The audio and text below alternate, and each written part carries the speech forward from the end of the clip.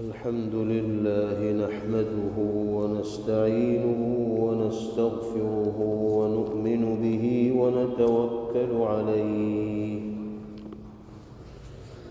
ونعوذ بالله من شرور أنفسنا ومن سيئات أعمالنا من يهده الله فلا مضل له ومن يضلل فلا هادي له ونشهد أن لا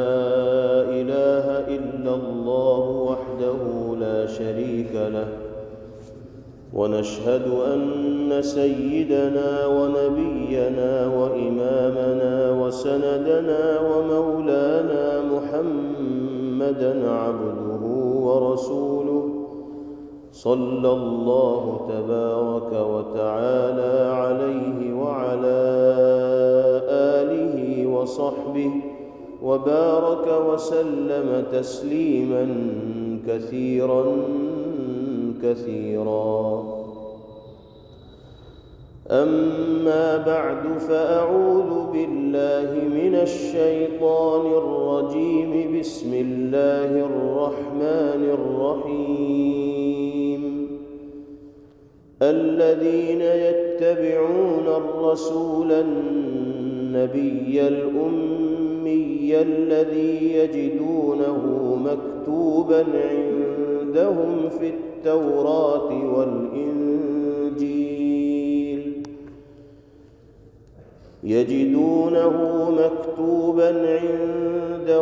التوراة والإنجيل يأمرهم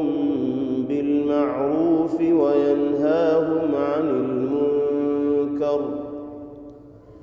ويحل لهم الطيبات ويحرم عليهم الخبائث ويضع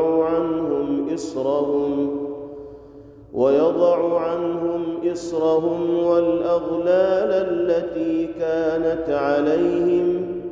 فالذين آمنوا به وعزروه ونصروه واتبعوا النور الذي أنزل معه أولئك هم المفلحون. صدق الله مولانا العلي العظيم. حضرت موسیٰ علی نبینا وعلیہ السلام نے باری تعالیٰ سے دعا کی شکل میں جو درخواست کی تھی کہ الہ العالمین دنیاوی اور اخروی حسنات کو اور کامیابیوں کو ہمارا مقدر بنا دیجیے اور ہمارے لیے مغفرت و معافی کے فیصلے فرما دیجیے، تو اللہ تعالیٰ نے حضرت موسیٰ علیہ السلام کی اس درخواست کے جواب میں یہ ارشاد فرمایا تھا کہ ہم بے وجہ کسی کو عذاب میں گرفتار نہیں کرتے. جب نافرمانیاں اور شرعی احکامات کی پامالی تمام حدوں سے متجاوز ہو جاتی ہے تو گرفت ہوتی ہے، پکڑ ہوتی ہے. پھر ارشاد فرمایا تھا وَرَحْمَتِي وَسِعَتْ كُلَّ شَيْءٍ کہ میری رحمت ہر شے کو محیط ہے. اپنی رحمت کی وسعت کا باری تعالیٰ نے تذکرہ فرمایا تھا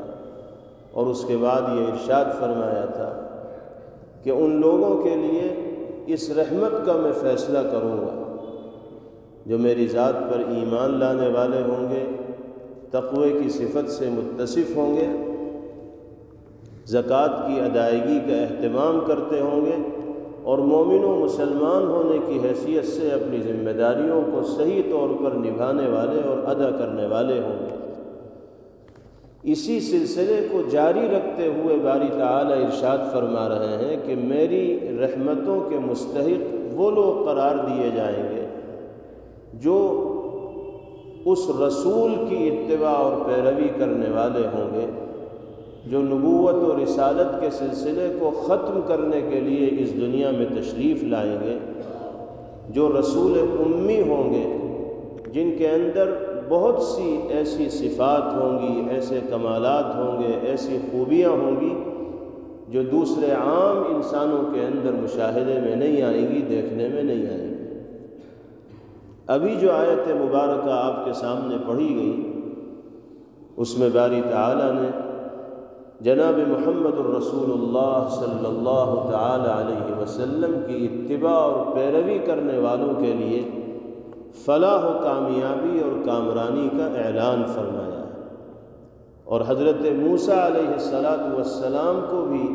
جواباً یہ بات کہہ دی گئی ہے کہ دنیا میں وہی لوگ کامیابی کے منزلوں کو پا پائیں گے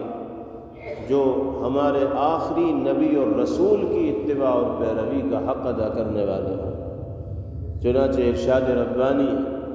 الذین یتبعون الرسول النبی الامی، وہ لوگ جو محمد عربی صلی اللہ تعالی علیہ وسلم کی اتباع اور پیروی کرنے والے ہوں گے، جو محمد نبی امی ہیں۔ امی یہ پیغمبر علیہ السلام کی صفت ہے، اور لغت کے اعتبار سے امی کہا جاتا ہے اس شخص کو جو پڑھا ہوا نہ ہو۔ عام انسانوں کے لیے یہ صفت عیب کا باعث ہے،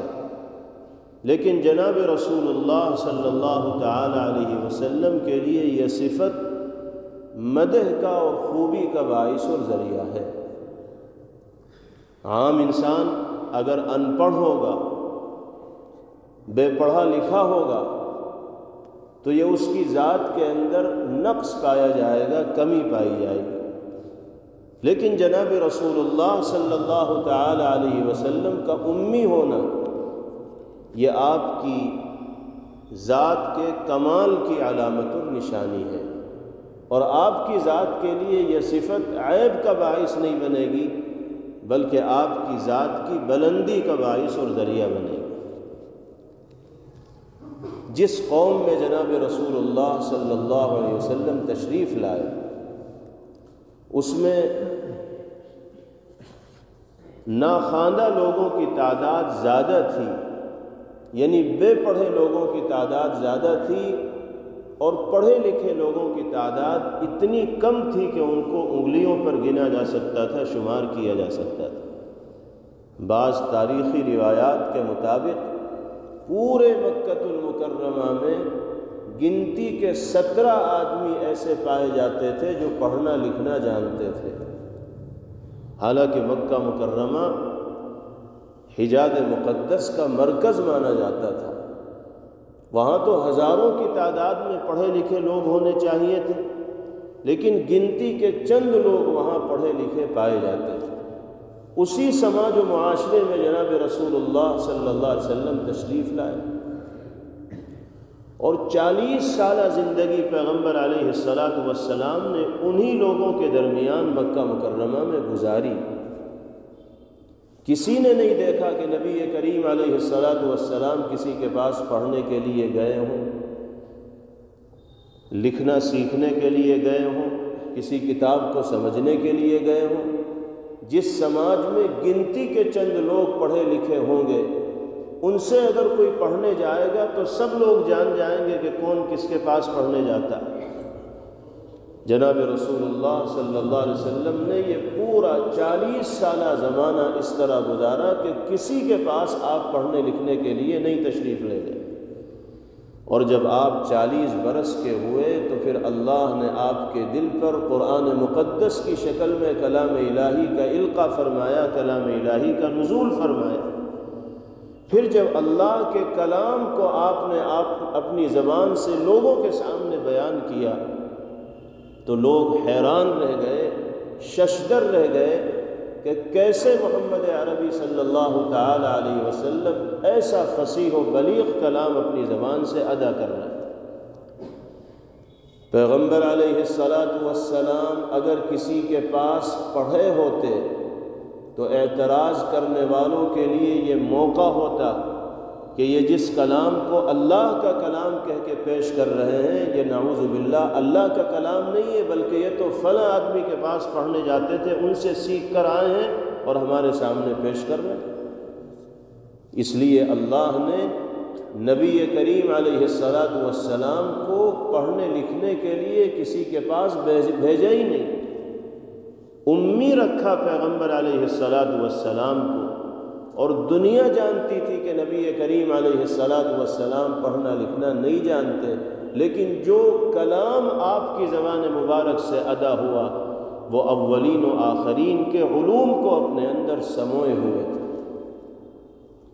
اس حیثیت سے نبی پاک علیہ السلام کے لیے امی ہونے کی صفت یہ کمال کے درجے کو پہنچانے والی ہے۔ عام انسانوں کے لیے یہ صفت چاہے عیب کا باعث ہو، لیکن پیغمبر علیہ السلام کے لیے باعث عیب نہیں ہے۔ جیسے متکبر ہونا، مغرور ہونا، ایک انسان کے لیے متکبر ہونے کی جو صفت ہے یہ مذموم صفت ہے، بری صفت ہے، لیکن اللہ رب العزت والجلال کے لیے یہ صفت کوئی بری نہیں، کیونکہ یہ اللہ کو زیب دینے والی ہے۔ اگر وہ بڑائی کا اظہار نہ کریں گے کائنات میں تو کون بڑائی کا اظہار کرے گا؟ وَلَهُ الْكِبْرِيَاءُ فِي السَّمَاوَاتِ وَالْأَرْضِ، خود اللہ نے ڈنکے کی چوٹ پر کہا ہے کہ آسمان و زمین میں کبریائی اور بڑائی کا حق اگر کسی کو حاصل ہو سکتا ہے تو وہ صرف اور صرف مجھے حاصل ہو سکتا ہے۔ تو اللہ کے لیے متکبر ہونا یہ مناسب صفت ہے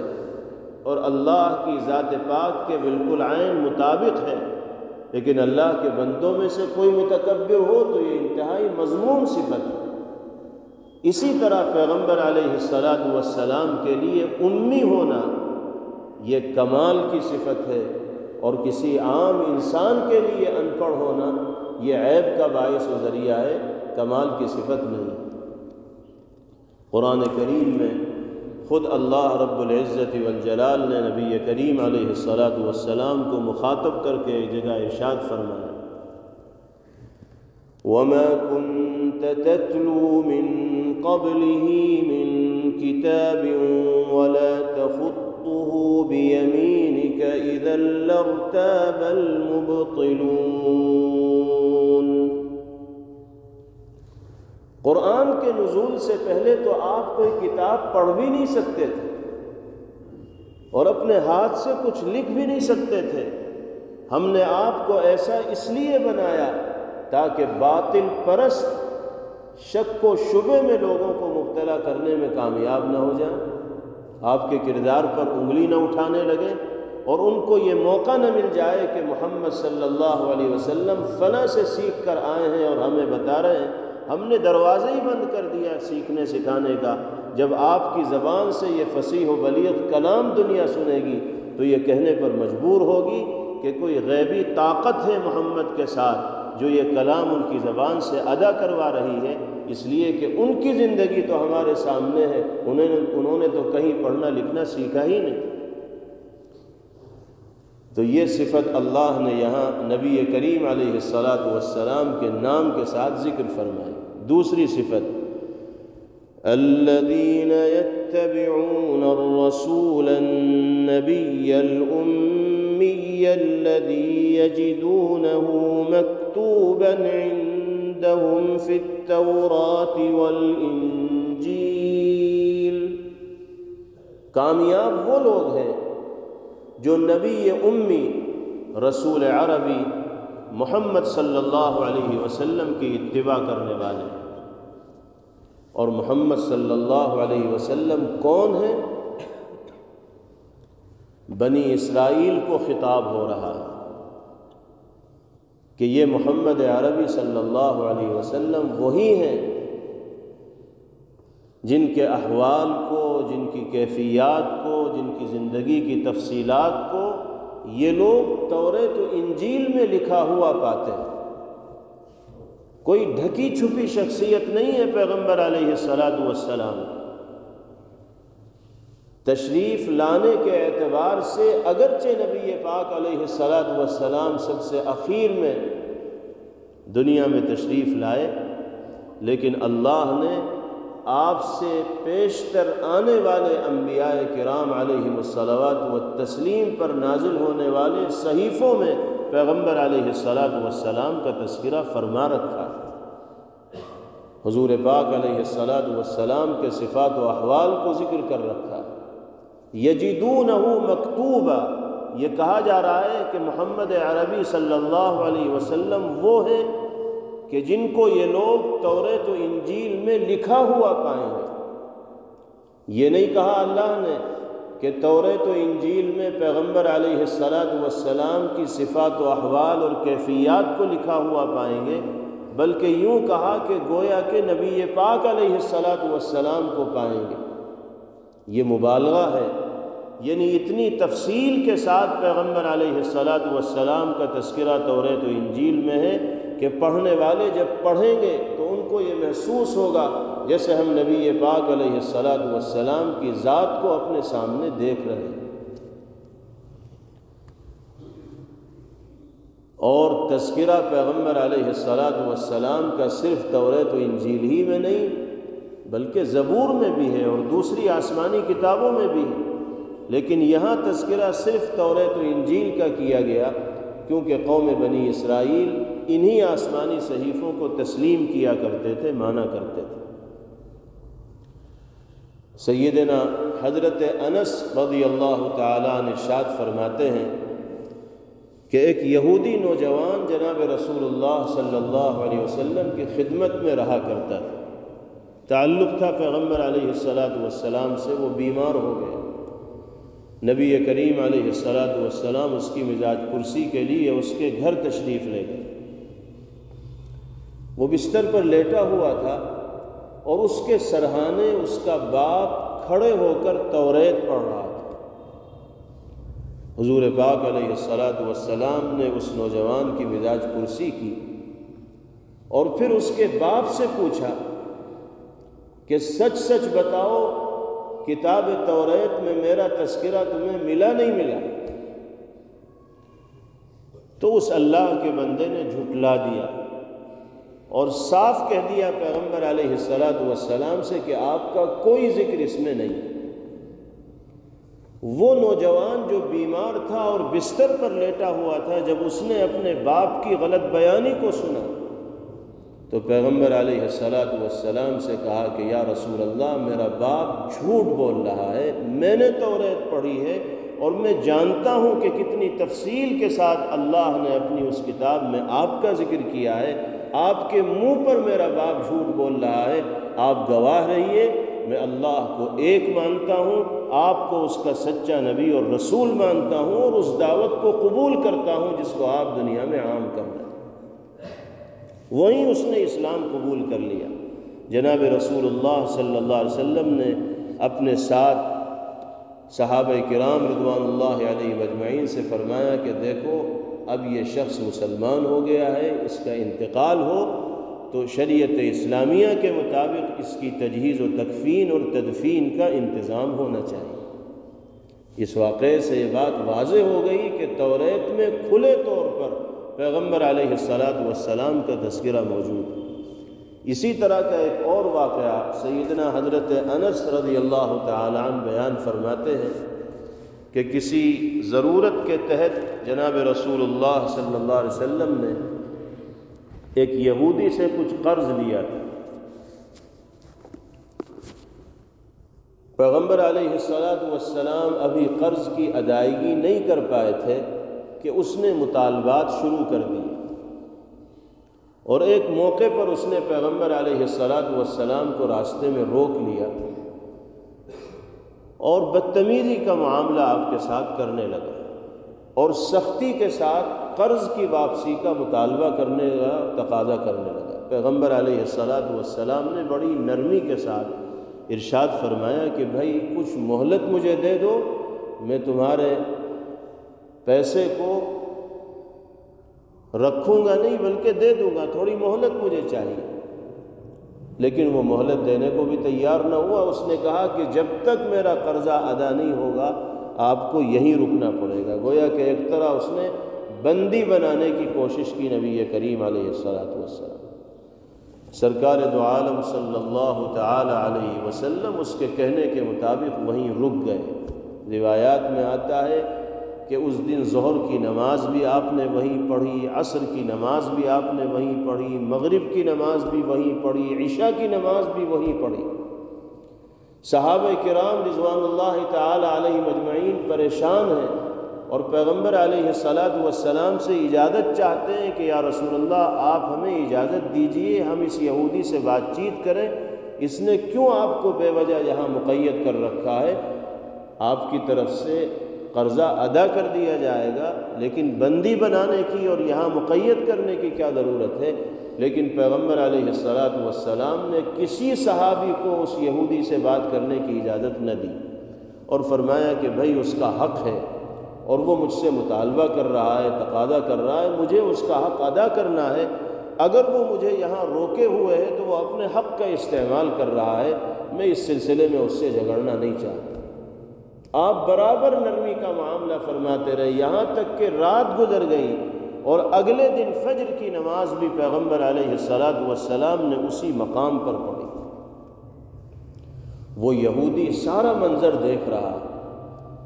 کہ حضرات صحابہ رضوان اللہ علیہ مجمعین منتظر ہیں کہ پیغمبر علیہ السلام کی جانب سے اشارہ ہو اور ہم یہودی سے نمٹیں، لیکن آپ اشارہ ہی نہیں فرما رہے، اجازت ہی نہیں دے رہے۔ بالآخر نماز فجر کے بعد سارے منظر کو دیکھنے کے بعد وہ جناب رسول اللہ صلی اللہ علیہ وسلم کی خدمت طیبہ میں حاضر ہوا اور معذرت کے کلمات پیغمبر علیہ السلام کے سامنے عرض کیے اور کہا کہ یا رسول اللہ، سچائی یہ ہے کہ میں نے کل سے آج تک آپ کو جو روکے رکھا ہے وہ آپ کو تکلیف پہنچانے کے لیے، آپ کو ستانے کے لیے، یہ پریشان کرنے کے لیے نہیں ہے، بلکہ در حقیقت میں آپ کو اس معیار پر جانچنا اور پرکھنا چاہتا تھا جو میں نے توریت و انجیل کے اندر پڑھا ہے۔ میں امتحان لینا چاہتا تھا کہ جو صفات آپ کی اللہ کی کتابوں کے اندر درج ہیں واقعتاً وہ صفات آپ کی زندگی کے اندر پائی جاتی ہیں نہیں پائی جاتی۔ میں نے توریت کے اندر پڑھا تھا کہ اللہ کے جو آخری نبی ہوں گے، مکہ مکرمہ میں ان کی ولادت ہوگی، محمد ان کا نام ہوگا، ان کے والد کا نام عبداللہ ہوگا، وہ بہت نرم دل ہوں گے، لوگوں کے ساتھ شفقت و محبت کا اور کرم کا معاملہ کرنے والے ہوں گے،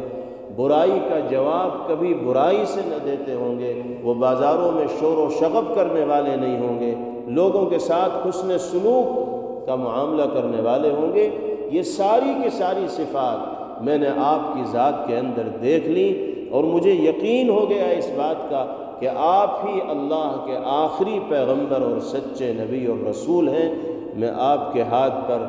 ایمان قبول کرتا ہوں اور اس دعوت کو تسلیم کرتا ہوں جس کو آپ دنیا کے اندر عام کر رہے ہیں، چنانچہ وہ یہودی بھی مسلمان ہو جاتا ہے۔ اس طرح کے متعدد واقعات ہیں جن سے یہ ثابت ہوتا ہے کہ سرکار دو عالم صلی اللہ تعالی علیہ وسلم کے پاکیزہ تذکرے کو، آپ کے صفات کو اور کردار کو، کمالات و خوبیوں کو اللہ نے متعدد آسمانی کتابوں کے اندر ذکر فرمایا ہے۔ اللہ کا کرم ہے کہ اس نے ہمیں ایسے عالی مرتبت اور جلیل القدر نبی کی امت میں پیدا کیا۔ باری تعالی ہم سب کو بھی اپنے حبیب پاک صلی اللہ علیہ وسلم کا سچا محب اور عاشق بنائے اور آپ کی سنتوں کی اتباع اور پیروی کی دولت سے باری تعالی ہم سب کو بھی مالا مال فرمائے۔ آپ کے اخلاق و کردار کو اختیار کرنے کی توفیق اللہ رب العزت والجلال ہم سب کو نصیب فرمائے۔ وآخر دعوانا ان الحمد للہ رب العالمین۔ Thanks for watching. Don't forget to like, comment, share and subscribe to Al Wahid channel.